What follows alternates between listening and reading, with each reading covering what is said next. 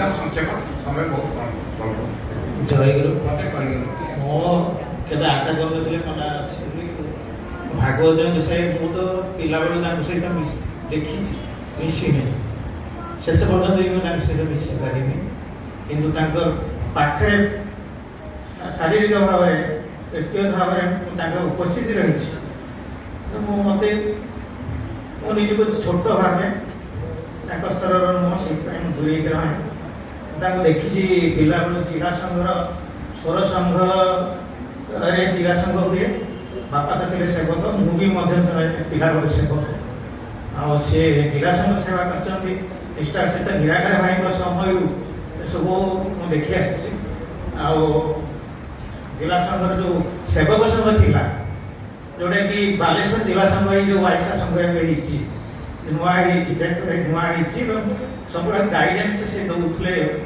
ମନ ଭାଇ ଧରଣୀ ଭାଇ ଏ ଦୁଇ ଜଣ ଥିଲେ ଯେ ଜଣେ ଚଞ୍ଚଳ ଜଣେ ଅଚଳ ଚଞ୍ଚଳ ହେଉଛନ୍ତି ମନ ଭାଇ ଅଚଳ ହେଉଛନ୍ତି ଧରଣୀ ଭାଇ ଏ ପ୍ରିନ୍ସିପୁଲ ସେଠି କିନ୍ତୁ ଭାବରେ ଢଳ ଢଳ ସବୁବେଳେ ଆଉ ସେ ମନ ଭାଇଙ୍କର ତାଙ୍କ ଉତ୍ତରାଧିକାରୀ ଭାବରେ ଆମର ଇଏ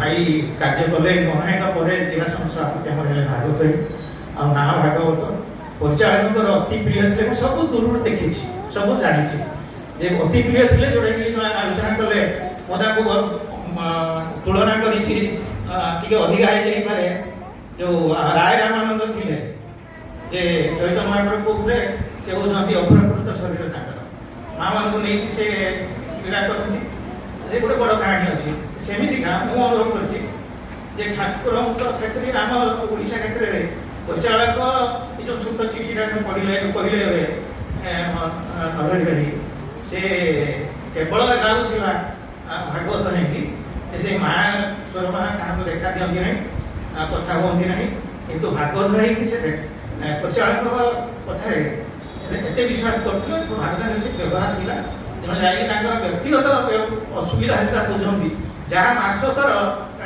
ସେଠି ତାଙ୍କୁ ବେଶୀ କିଛି ସୁବିଧା ମିଳେନି ସେବା ମିଳେନି ସାହାଯ୍ୟ ମିଳେନି ଇଏ ପଠାନ୍ତି ପରିଚାଳକ ହାତରେ ମାସକ ପାଇଁ ସବୁ ଚଳିବା ପାଇଁ ଜିନିଷ ନେଇକି ଦିଅନ୍ତି ତାଙ୍କ ସୁଖ ଅବସ୍ଥା ଦେଖିକି ଆସିକି ଏଠି କହନ୍ତି ଏମିତି ମୁଁ ଲାଷ୍ଟରେ ତାଙ୍କୁ ଓଡ଼ିଶାକୁ ଆଣିବାକୁ ପଡ଼ିଲା ପରିଚାଳକ ଯେଉଁ ଆଣିଲେ ସେ ଭାଗବତ ଭାଇଙ୍କ ମାଧ୍ୟମରେ ତାଙ୍କୁ ଆଣିଲେ ଆଣିକିରି ଯେଉଁ ଏଠି ରଖିଲେ ସେ ପୁରୀର ଥିଲାବେଳେ ସେଠି ଅସୁବିଧା ହେଲା ପୁଣି ଏଇ ଯେଉଁ ଆମର ଏକାମ୍ରରେ ଆଣିକି ରଖିଲେ ଯେଉଁଠିକି ତାଙ୍କର ସମ୍ପୂର୍ଣ୍ଣ ଦାୟିତ୍ୱ ଆମର ନୟାଗଡ଼ ଶାସନ ଦେଇଛି ଏବଂ ବହୁତ ସେମାନେ ଶାନ୍ତିରେ ରହିକି ଭାଗବତ ଭାଇଙ୍କର ଅବଦାନ ବହୁତ କିଛି ରହିଛି ଜୟଗୁରୁ ଥିଲା ଯେ ଏଇ ହେଉଛି କଥା ମୁଁ ସଭାପତି ନିଷ୍ଠାପର ସେବକ ଥିଲି ଏଇଆ ଜୟଗୁରୁ 84 ମସିହା ପର୍ଯ୍ୟନ୍ତ ତାଙ୍କ ସାଙ୍ଗରେ ଆସିଥିଲି 84 ଠାରୁ ବହୁତ ଦିନ ପର୍ଯ୍ୟନ୍ତ ଭାଗବତ ଭାଇଙ୍କ ମାଧ୍ୟମରେ ଦୁର୍ଗାଚରଣ ଭାଇଙ୍କ ସବୁ କଥା ଆମେ ଶୁଣିଛୁ ଆମର ଗୋଟେ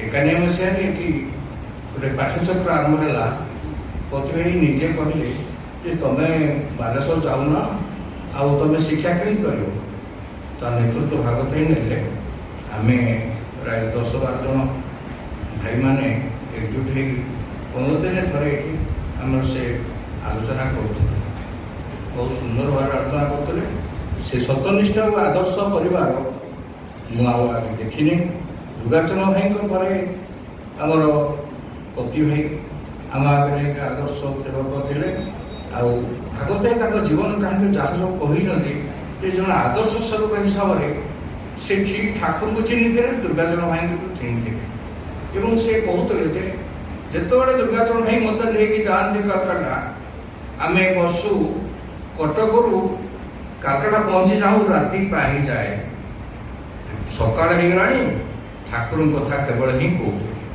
ଏତେ ଠାକୁରଙ୍କ କଥା ସେ କହୁଥିଲେ ଆମେ ଗାଡ଼ି ଷ୍ଟେସନରେ ପହଞ୍ଚିଯାଏ ରାତି ପାହିଯାଏ ଆମେ ଜାଣିପାରୁ ତେଣୁ ସେ କିପରି ଭାବରେ ତାଙ୍କ କତରୁ ସେତିକି ଜ୍ଞାନ ଅର୍ଜନ କରିଥିଲେ ମୁଁ କାମରେ ଲଗାଇଥିଲି କ୍ରୋଧ ବୋଲି ତାଙ୍କର ମୋଟେ ନଥିଲା ଅନେକ ସମୟରେ ମା ବିରକ୍ତରେ ସେ କହନ୍ତି ତୁମେ ପାଟି ବନ୍ଦ କର ତୁମେ ପାଟି ବନ୍ଦ କର ଆଉ କିଛି କହନ୍ତିନି କିନ୍ତୁ ଏତେ ସୁନ୍ଦର ଭାବରେ ଆଦର୍ଶ ସେବକ ଆମ ଦୁର୍ଭାଗ୍ୟ ଯେ ସମୟ ତାକୁ ପାଇଲେ ସେ ପ୍ରଥମ ନିମନ୍ତ୍ରଣକାରୀ दरखास्त प्रथम अशोक करते बड़बार किंतु शेष समय भाव में है ना क्या चिन्हले ना कि कहले गले पचारे भाई मु किए हाँ तुम जन भाई भाई मो ना कौन हाँ तुम जन भाई आउ कि कहले अनिश्चित पचारा भाई ठाकुर कथा ना भितर ठीक चली बरम परिवार जंजाल भितर बहुत कष्ट पाई किंतु भितर से दृढ़ थे और से जो सत्यनिष्ठ थे सत्य से लड़े कर न्याय शासन अनेक परिवर्तन आनी से लड़े कर ना यहाँ ठीक कदापि यहाँ हो पार ना रथ टणा क्षेत्र में ठाकुर झुलवा क्षेत्र में बहु युक्ति कर सब एवं ताकू अन्य प्रमाण करने चेष्टा कर भाई सी कौन एमती देखो ना सी कत छाड़ा जोटा सत्य से सत्य क्या कथा पर आम जीवा ना तेणु से भारी सत्यनिष्ठ और दृढ़निष्ठ थे आम दुर्भाग्य आज समय प्रथम आमंत्रणकारी सी आज आम पाखे ना किपरि भाव में आदर्श आम सम्मिले ठाकुर पाखे प्रार्थना कर सेवक आमर आदर्श आम जीवन आम पाइबा ना ठाकुर आशीर्वाद करथांतु शांति से ठाकुर श्रीचरण में स्थान नहीं था ये आमर आज सुचितान सभाय प्रार्थना जय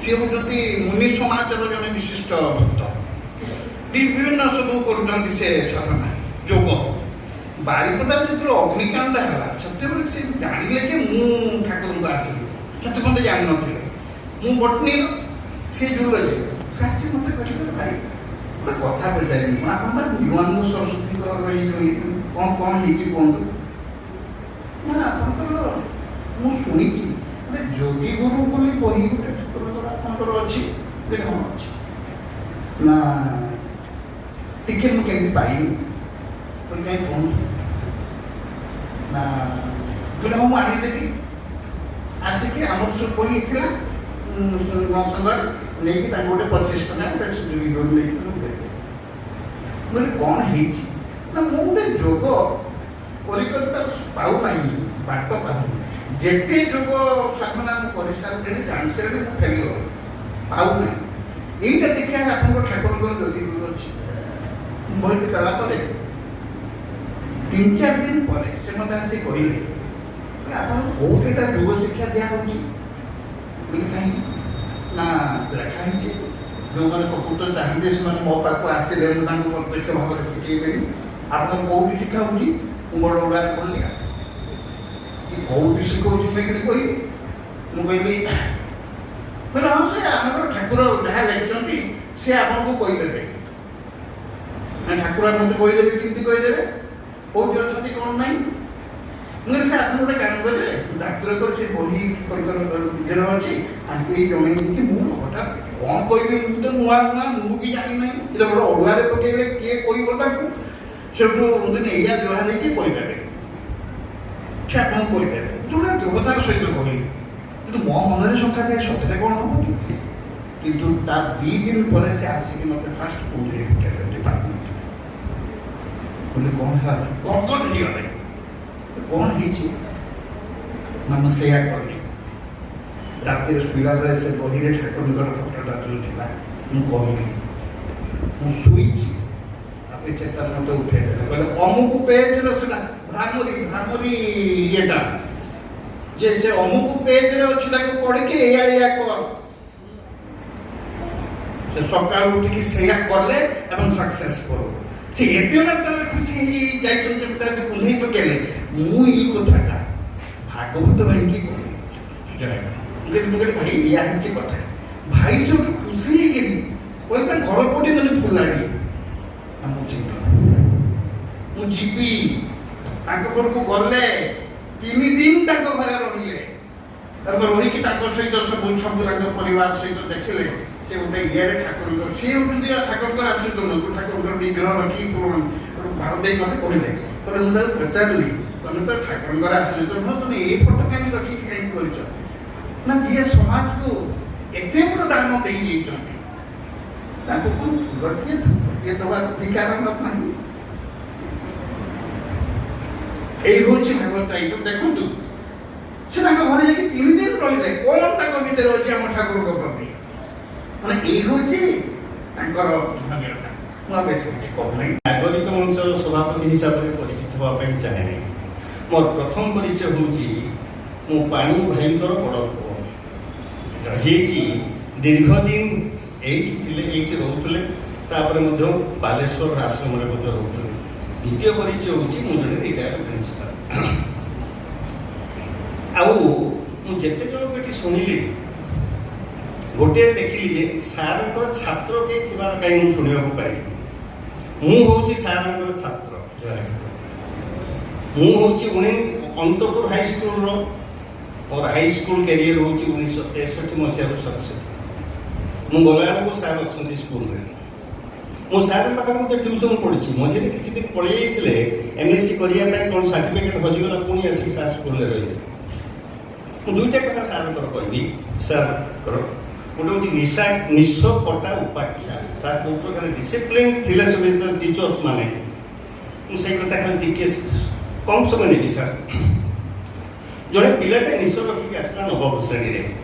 ଆମ ସମୟରେ ସାର୍ ଥିଲେ ଭାଗବତ ସାର୍, ଅଜିତ ପ୍ରଧାନ ଯିଏକି ଉପେନ୍ଦ୍ର ପ୍ରଧାନଙ୍କ ନାତି, ବ୍ରଜନାରାୟଣ ଦାସ ଯିଏ ରୂପସା ହାଇସ୍କୁଲ ହେଡମାଷ୍ଟର ଥିଲେ, ଖରାସାପୁରରେ ହେଇକି ରିଟାୟାର କରିକି ଚାଲିଗଲେ। 3 ଜଣ ଯାକ କହିଲେ ଆମେ ତା ନିଶ କାଟିବୁ। ଭାଗବତ ସାର୍ କହିଲେ ମୁଁ କାଟିବି, ତା କ୍ଲାସରେ ଯିବି, ମୁଁ ନିଶ କାଟିବି। ବ୍ରଜ ସାର୍ କହିଲେ ମୁଁ କାଟିବି, ଅଜିତ ସାର୍ କହିଲେ ମୁଁ କାଟିବି। ଶେଷରେ ଲାଷ୍ଟରେ ଡିସାଇଡ୍ ହେଲା ଅଜିତ ସାର୍ ମୋର ଫାର୍ଷ୍ଟ କ୍ଲାସ୍ ଅଛି, ସିଏ ଯିବେ ଏବଂ ନିଶ କାଟିବେ। ଅଜିତ ସାର୍ କ୍ଲାସକୁ ଗଲେ, ଯେଉଁ ପ୍ରଶ୍ନ ପଚାରିଲେ, କହିଲେ ୟୁପି ସ୍କୁଲ ଟିଚର ପାଇଁ ଇନ୍ସପେକ୍ଟର ସ୍କୁଲକୁ ଆପ୍ଲିକେସନ ଲେଖିବ, କ'ଣ ଲେଖିବ କୁହ? ପଛଆଡ଼ୁ କରଗିର ଛେଳିରେ ମାଡ଼ ଆରମ୍ଭ ହେଲା। ସେଇ ପିଲା ପାଖରେ ଶେଷ ହେଲା ଯିଏକି ନିଶ ରଖିଥିଲା। ତାପରଠୁ ସେ ନିଶ ରଖିଲେ। ଏହା ଭାଗବତ ସାର୍, ମାନେ ଭାଗବତ ସାର୍ଙ୍କ ମାନେ ଶେଷରେ ଟିଚର୍ସ ମାନେ କେତେ ଡିସିପ୍ଲିନ୍ ଥିଲେ, ଭାଗବତ ସାର୍ ମଧ୍ୟ ତାଙ୍କ ଭିତରୁ ଜଣେ।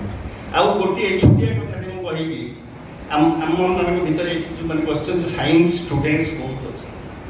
ଆମର ଗୋଟେ ଉପବାକ୍ୟ ଥିଲା ସେତେବେଳେ, 2 ବାହୁର ସମଷ୍ଟି ତ୍ରିଭୁଜ ତୃତୀୟ ବାହୁ ଠାରୁ ବୃହତ୍ତର। ସେଟା ଆମର 16 ଉପବାକ୍ୟରେ ଥିଲା।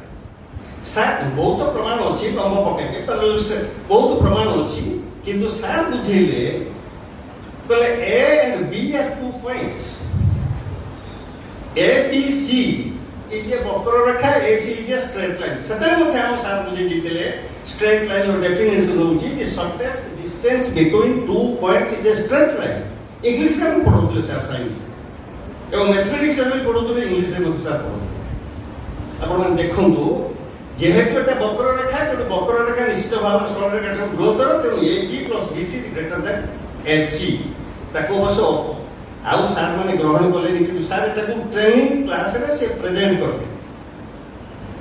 ମାନେ ସାର୍ଙ୍କର, ସାର୍ ମୋ ଘରକୁ ବହୁତ ଥର ଆସନ୍ତି, ମୁଁ ସାର୍ଙ୍କ ପାଖକୁ ଯାଇଛି, ମୋ ମିସେସ୍କୁ ଧରିକି ସାର୍ଙ୍କ ପାଖକୁ ଆସିଛି, ମୋ 2ଟା ଝିଅ ସାର୍ଙ୍କ ପାଖରେ ପାଠ ପଢ଼ିଛନ୍ତି।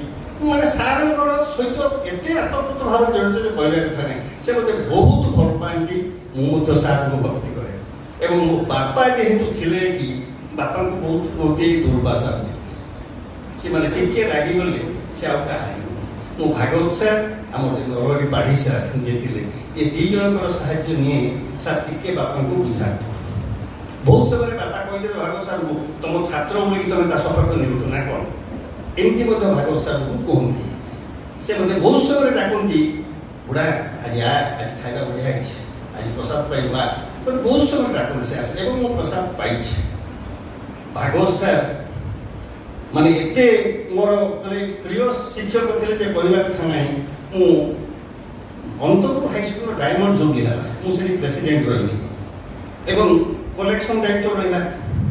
ମୁଁ ଭାବି ଚିନ୍ତା କଲି, ମୁଁ ସାର୍ଙ୍କ ପାଖରୁ ଆଗେ ବହି କରିବି। ମୁଁ ସାର୍ଙ୍କୁ, ସାର୍ ଯାଇନାହାନ୍ତି, ଗୋଲ୍ଡେନ୍ ଜୁବଲି ହେଲା, ସାର୍ ସ୍କୁଲକୁ ଯାଇନାହାନ୍ତି, ଅଭିମାନରେ ଯାଇନାହାନ୍ତି ସେଠିକି। ମୁଁ ସାର୍ଙ୍କ ପାଖରେ ପହଞ୍ଚିଲି, କୋଉଠିକି ଆଇଲି? ସାର୍ ମୋ ସାର୍ ବୁଝୁଛନ୍ତି ଆପଣ, ମୁଁ ଆଜି ବହି କରିବି ଆପଣଙ୍କୁ ଏଇ ଗୋଲ୍ଡେନ୍ ଡାଇମଣ୍ଡ ଜୁବଲିର। ନା ହଉ ଦେ, କାଟ 1000 ଟଙ୍କା ମୋର ତ ନେଇଯାଏ, ଆଉ ମୋତେ ଡାକିବୁନି ସେ ଡାଇମଣ୍ଡ ଜୁବଲି। ଆପଣ ବିଶ୍ୱାସ କରିପାରିବେ, 25 ଖଣ୍ଡ ରସିଦ ଥିବା ବହିରେ ସାର୍ଙ୍କଠୁ ମୁଁ ବହିନି କରିଥିଲି ଏବଂ 1 ଲକ୍ଷ ଟଙ୍କା ଆଦାୟ କଲି, ଦି ହାଇଏଷ୍ଟ ଆମାଉଣ୍ଟ ଇନ୍ 1 ରିସିପ୍ଟ। ଏବଂ ମୁଁ single handed 4.03 lakhs Antapur high school ପାଇଁ କଲେକ୍ସନ୍ କରିପାରିଥିଲି କେବଳ ଭାଗବତ ସାର୍ଙ୍କୁ ପ୍ରଥମେ କହିବି କରିଥିଲି। ମାନେ ସେ ଏତେ ଭଲ ପାଆନ୍ତି ଯେ ମାନେ କହିବା କଥା ନାହିଁ, ଏତେ ମାନେ ଶୁଭ ସାର୍ଙ୍କର ଯେଉଁ ମୁଁ ଶୁଣୁଥିଲି ଯେଉଁ ସ୍ପିରିଚୁଆଲ ଦହିପୁରରେ ଯେଉଁ କହୁଥିଲେ ମୁଁ ଏବେ ଜାଣିନଥିଲି, ଶୁଣିକି ମୋତେ ବହୁତ ଖୁସି ଲାଗିଲା। ଯାହା ହଉ ଆଜି ମୁଁ ଦୁଃଖ